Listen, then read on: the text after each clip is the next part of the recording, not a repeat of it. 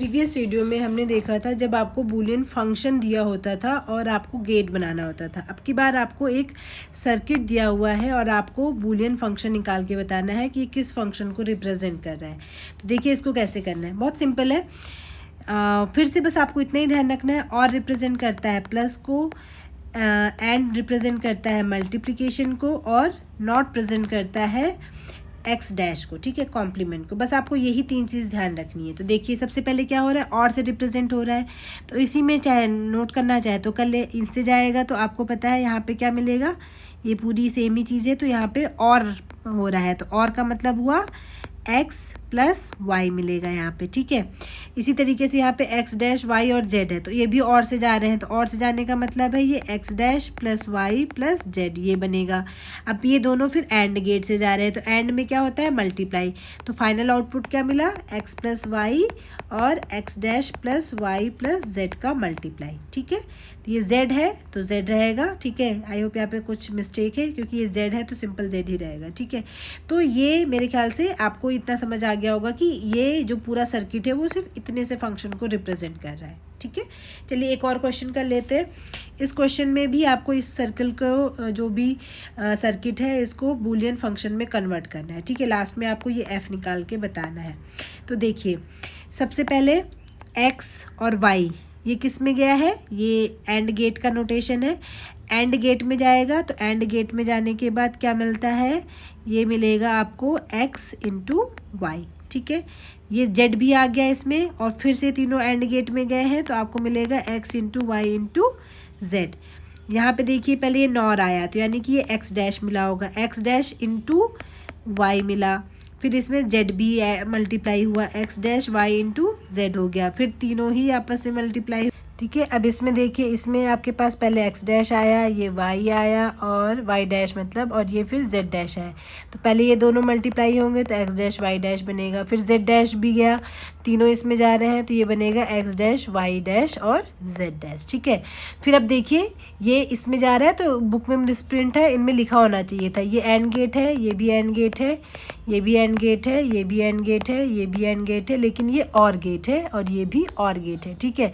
तो अब देखिए ये वाला और ये वाला और गेट से जाएगा, यानी कि इन दोनों को ऐड करना पड़ेगा, x डैश वाई जेड। अब इसके साथ इसमें ये वाला इनपुट के साथ ये भी इसके साथ और गेट में जा रहा है, तो फाइनल आंसर कितना हो जाएगा, X Y Z plus X dash Y Z plus X dash Y dash Z dash, ठीक है। तो ये आंसर हो जाएगा, बट आप चाहें तो और इसको सिंप्लीफाई भी कर सकते हैं, ठीक है। तो इसको और सिंप्लीफाई कर लेते हैं, जितना आंसर वो होता है जो सिंपलेस्ट आंसर होता है। ये तो आपका सीधा सीधा जो लॉजिक गेट से दिख रहा था वो आपने कर लिया। अब इसको कैसे सिंप्लीफाई करेंगे, देखिए वाई जेड कॉमन कर सकते हैं, वाई जेड कॉमन करेंगे तो एक्स प्लस एक्स डैश हो जाएगा, इसे एज इट इज़ कॉपी कर लीजिए, वाई डैश जेड डैश, ये तो 1 होता है तो ये वाई जेड हो जाएगा plus X dash Y dash Z dash. अब इससे ज़्यादा सिंप्लीफाई नहीं हो सकता, तो यही आपके पास फाइनल आंसर हो जाएगा, ठीक है। तो आई होप आपको लॉजिक गेट से बूलियन फंक्शन बनाना भी आ गया होगा। अब इसका एक फाइनल क्वेश्चन बचता है कि कई बार ऐसा पूछ लेता है, किसी भी गेट के लिए पूछ सकता है, ये पूछ लेता है कि जो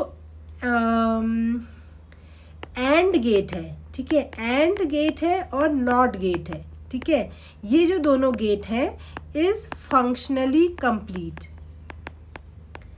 फंक्शनली कंप्लीट। इसका क्या मतलब है, इसका ये मतलब है कि जो एंड गेट है और नॉट गेट है ये ऑटोमेटिकली इन दोनों की हेल्प से आप और गेट बना सकते हो, ठीक है। आपको अलग से और गेट, ऐसा नहीं है कि और गेट नहीं होगा और आप इनकी हेल्प से नहीं बना सकते। जैसे कि अभी हमने देखा था, इस गेट के बारे में देखा था, जॉर गेट, तो जॉर गेट का अपना नोटेशन है, ठीक है, ऐसे ऐसे करके इसका नोटेशन जाता है। लेकिन जॉर गेट अगर नहीं भी है तो हमने देखा था इसको भी हम एंड गेट और नॉट गेट और गेट से हम बना ले रहे थे, ठीक है। तो इसका मतलब यहाँ पे भी यही है कि इसको बताना है कि फंक्शनली कंप्लीट है, इसका मतलब और गेट को भी इनकी हेल्प से बना सकते हैं, ठीक है। अब कैसे बना सकते हैं वो देखिए। और गेट का मतलब हुआ कि आपके पास यहाँ पे बीच में आप कुछ भी यूज़ करिए, ठीक है, ये पूरा आपके पास सिस्टम है, ठीक है, लेकिन लास्ट में जो स्टार्टिंग में इनपुट x और y देना है, लेकिन लास्ट में जो आउटपुट मिलना चाहिए वो x प्लस वाई मिलना चाहिए, ठीक है। यही मतलब हुआ इन दोनों से और गेट बनने का मतलब। और इस सिस्टम में आपको सिर्फ 2 ही गेट यूज़ करने हैं, एंड गेट और नॉट गेट। जैसे भी करिए, जो भी चीज़ में भी चेंज करना है करिए, लास्ट में x प्लस वाई में आंसर आना चाहिए, ठीक है। अब देखिए कैसे करेंगे। एंड गेट में कैसा आंसर मिलता है हमें, x इंटू वाई मिलता है, और नॉट क्या देता है, x डैश देता है। तो डी मॉर्गन्स लॉ यूज़ कर सकते हैं इसमें। डी मॉर्गन्स लॉ के अकॉर्डिंग कैसे हो सकता है, देखिए प्लस नहीं बना सकते, तो आपको पता है अगर मैं x y का कॉम्प्लीमेंट लेती हूँ तो क्या बनता है, x dash plus y dash मिलता है, लेकिन हमें तो x प्लस वाई चाहिए, तो फिर उल्टा कर लीजिए, x डैश y डैश का कॉम्प्लीमेंट ले लीजिए, तो क्या बनेगा, x डैश का डैश प्लस y डैश का डैश, यानी कि x प्लस वाई मिल जाएगा। ठीक है, तो बस इसी को गेट में रिप्रेजेंट कर दीजिए। तो गेट में कैसे रिप्रेजेंट करेंगे ये देख लेते हैं।